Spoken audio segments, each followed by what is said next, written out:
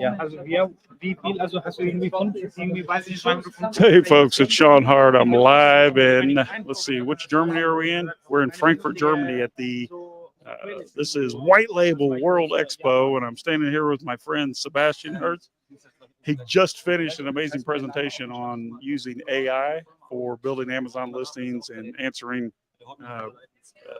product support issues and things like that, Sebastian. So yes, sir. Sorry for being. It was an amazing talk. It's okay. So feel free to welcome as well. Hey there again. Yeah. So go over this again. Not only was it entertaining. I mean, you had massive crowd over here. Nice. I know you had all these opt-ins, but it was because of the content. So when you're talking about using AI to discover problems by sorting out your competitors' product reviews, what's the 80-20 there? What's the 20% that's going to get me 80% of the results? I mean, to be honest, it is the same thing as you would do any time before as well, right? You look at your competitors, you try to make the competitors better, you focus on great images, you get good reviews, and at the end, you start implementing PPC well. So at the end of the day, we're not going to think as fast or create as fast as GPT, is what you're saying, right? So this AI using GPT to analyze the competitors' reviews is going to get us in the game, going to give us a better opportunity, but it's not necessarily the end game. It's not the end result. I mean, what you should definitely do is also read through what the ChatGPT spits you out. In the frame here, man. Let them see your handsome face. There we go. Hair done, semi. Nah, it doesn't work anymore. Right, exactly, that's it. I mean, the thing is really that you need to of course, figure out or read through ChatGPT and say, hey, does it actually make sense? Because look, it was like, about dog food. And at the same time, it talked about jojoba oil. It talked about etheric oils. And I was like, hold on, that's bullshit. Sorry for that's German, a very nice German word. Friendly here. Exactly. So, and you read through those things. It was crazy. You had like 150 people. How many did you count out there? You got some in entertaining. Like 60 seats comedic. Or so, maybe. Oh yeah, it was standing room only. So for those facing the fourth quarter of 2023, what's the best advice you have for sellers coming from Sebastian? We're live from Germany. Just look in the camera there. Yeah, I'm thinking right now, are they just starting out or are they experienced sellers already? Most of the audience are experienced sellers. They have at least one dog in the fight. Right. I mean, for sure, I don't think I tell you anything new if I'm telling you that, have stock, of course, in there. But what I would suggest, I mean, listening to one of those 10x or sorry, I'm still like low blood sugar, but it's running out of energy. Let's say, the creative cloning on the other hand, if we know that the keywords, for example, the keywords for the season will be Christmas present or something with for mom, for dad or something like this, you can use it.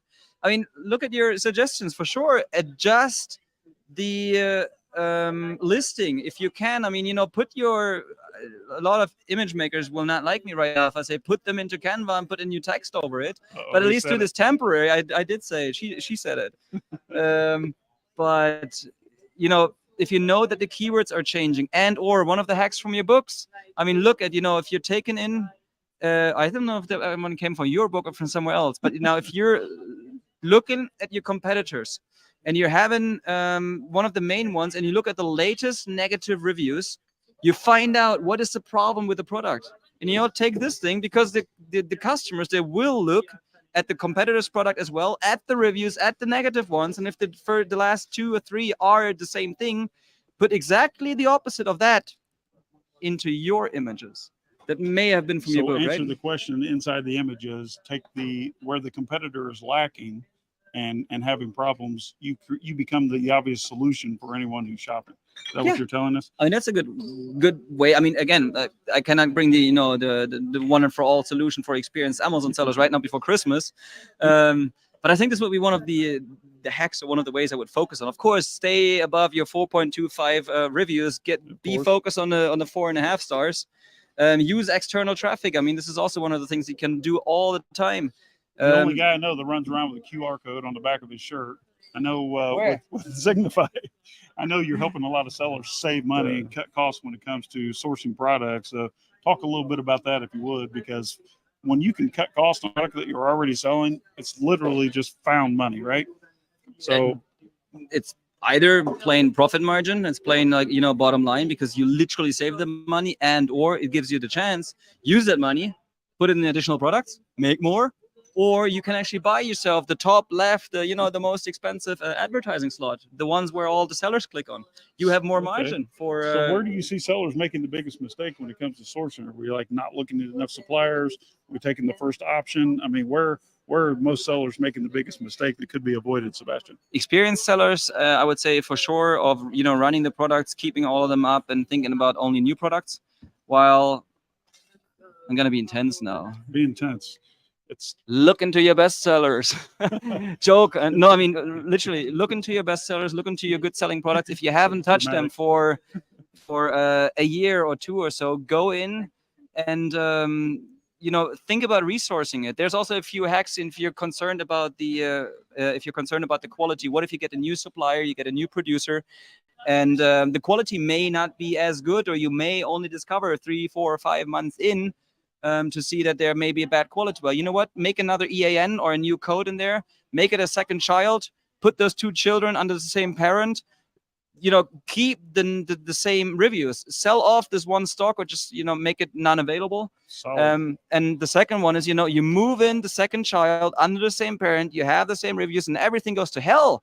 One of them, well, take the second child, cut it off, put it somewhere else. If the reviews were becoming so bad that they would destroy your old review collection. But the same thing is literally, I give you an example. German seller selling in the US, not even Amazon. I think we're going to be kicked out here very soon. That's all right. It wouldn't be the first time. The thing Keep is, dropping bombs, Sebastian. That's what you do. I'll try my best. A German seller selling in the US, not even selling on Amazon, and he's selling, I'm not going to say what, but beauty accessories, $30 million over his Shopify store. Was like, holy and he sells double the price than his competitors. They are on Amazon already, and they're selling for half the price. So think, of course, also selling externally, higher margin, but of course you have a much lower conversion rate and not as much traffic as on Amazon. But now we helped this guy, 3 hours of work. It's never going to happen again. I promise you that. It was way too fast, or it wasn't way too fast. We found a new supplier, $1 cheaper in Vietnam. He didn't get it from China. How many units per year? 500,000. 500,000 units. That was $500,000 savings. Yeah, on the product. On the product. And now we're being kicked out. Now but 27% on the import taxes. Tell them to leave. Okay. All right. We just got kicked out. That's how you deal with Germans. We'll see you tomorrow. 2 minutes. Now, at the same time, it was $6 per piece originally, then $5. 500,000 units times $6 at $3 million times 27% import Trump tariffs. What did that cost your client? Yeah, I'm not going to tell you that because we made a massive mistake there. No, we didn't make a massive mistake. I mean, since then we start taking percentages on savings, but he saved another $810,000 on the import. So we worked for 3 hours and saved him $1.31 million per year on one single product. We got the other 8 products as well, 14 million saved. And his name is also Sebastian. Now, also Sebastian. Okay. Sebastian, obviously, it's the best name, I guess. I don't know. It's one of the best names. Here's what I want you to do. I want you to scan the QR code. Let me just hold that up there for a moment. And I think what folks can do here, Sebastian, this will take them to your book a call link, right? So we can do a no obligation call with your team. Sure, yes. See if the product could be a good fit for Signify and what you do, and finding 30 or more suppliers for any product. Is that right? I mean, globally. I tell you, for you and your audience, I hope they're not going to run us over right now, but let's do like a 30-minute free of charge consulting. 30 minutes. Look in there, like you say, no obligation. Let's see. That's worth at least $2,000. That's how much I have to pay this guy to hang out with me for 30 minutes. Really? So, yeah. Oh, I owe you a lot of money then, no? Yeah, you do. All right, let's sign off here before we get to handcuffs. So I'll see you guys tomorrow. We'll do something live from White Label Expo, right? Sure. Sebastian Hart, Signify.net. Check it out now. Best regards in Germany. Thanks, man. Thanks a lot. Sebastian, warum steht eine Strafe, wenn du jetzt sofort